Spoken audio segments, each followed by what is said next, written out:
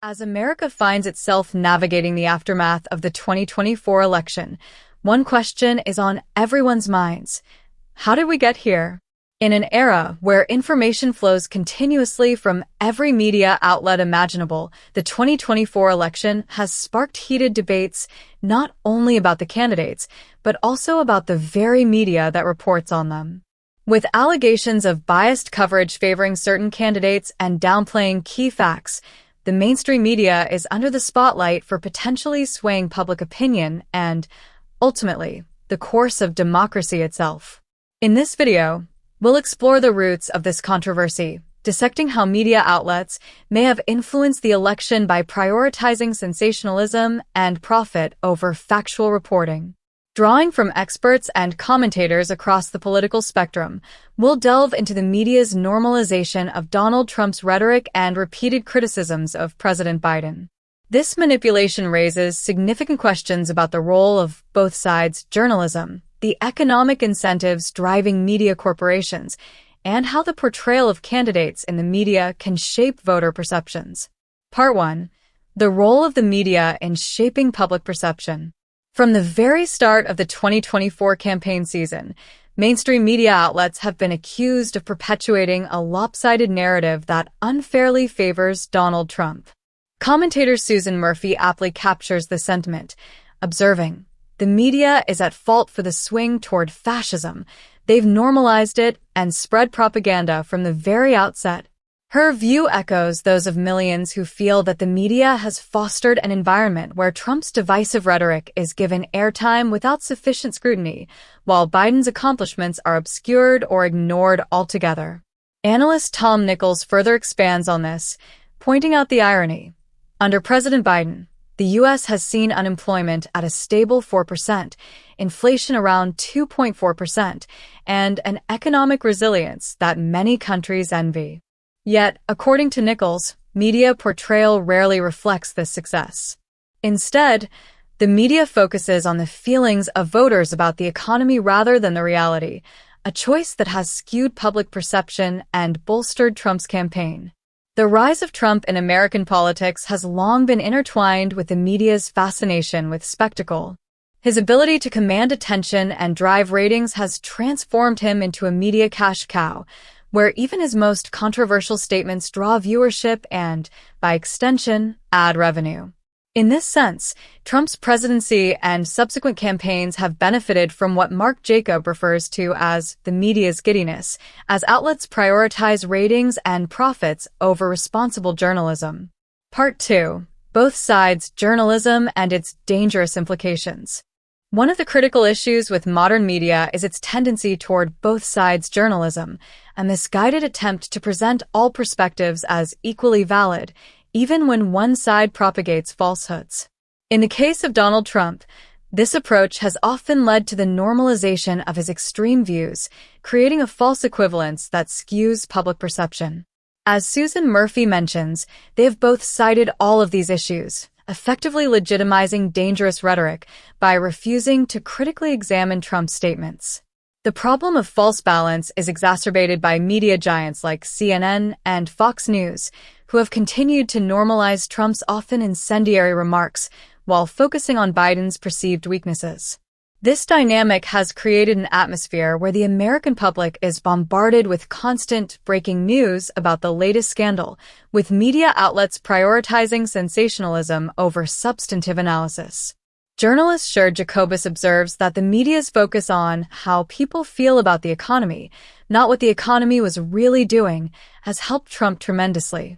Instead of contextualizing Biden's accomplishments, coverage has leaned towards amplifying dissatisfaction, creating a false sense of economic decline that Trump's campaign has leveraged to its advantage. Part 3. Trump's cash cow status and the economic incentives behind coverage. At the heart of this issue lies a simple yet troubling truth. Donald Trump is profitable. With the rise of Trump in 2016, media companies recognized the immense viewership potential of his every move. As Chris Jackson aptly puts it, the media is giddy. Trump is their cash cow, and they have dollar signs in their eyes. Major networks, from CNN to Fox News, have a vested interest in maintaining Trump's visibility as his contentious style draws attention and, by extension, lucrative advertising dollars. This financial incentive has led to skewed priorities within the media industry, where journalists and executives alike are encouraged to focus on high-drama events and viral soundbites. Trump's media circus approach to politics guarantees attention, but at what cost? In their quest for profit, these outlets risk undermining public trust in journalism itself, as audiences become increasingly disillusioned with what they perceive as a lack of integrity in reporting. Part 4. Downplaying Biden's wins and the impact on voter perception. While Trump's statements dominate the headlines, President Biden's achievements are conspicuously absent from mainstream coverage. The Biden administration has presided over a period of economic stability, with job growth, lower inflation, and advancements in healthcare policy. However, media outlets have largely ignored these successes, instead focusing on sensationalist narratives that fuel public dissatisfaction.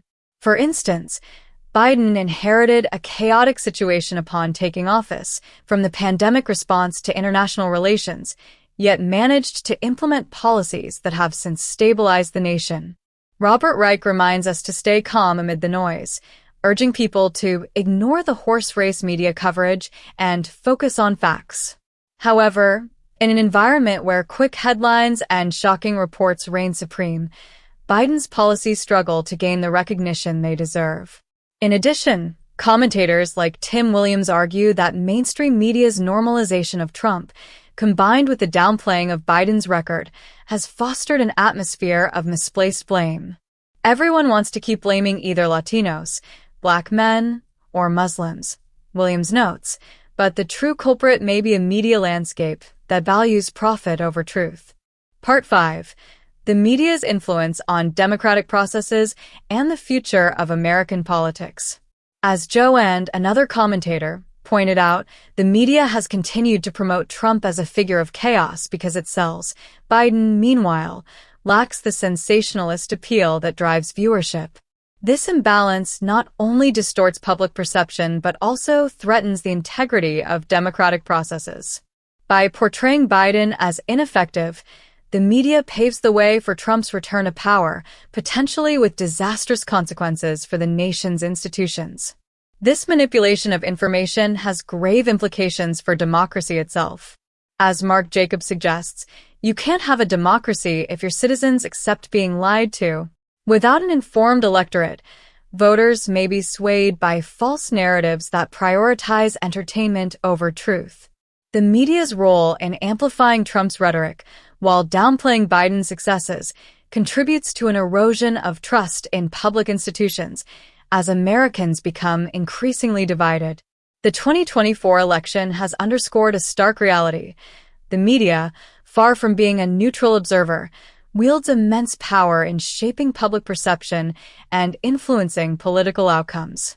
From the normalization of Donald Trump's extreme rhetoric to the marginalization of President Biden's accomplishments, media coverage has painted a skewed picture that may ultimately serve corporate interests more than democratic ideals. As America grapples with the implications of this media manipulation, the path forward is clear. Audiences must remain vigilant, questioning the narratives presented to them and seeking out sources that prioritize truth over profit. Journalists, too, have a responsibility to rise above the lure of sensationalism, focusing instead on factual, balanced reporting that serves the public good. Only then can the media hope to regain the trust of an increasingly skeptical public and play a constructive role in strengthening democracy for future generations.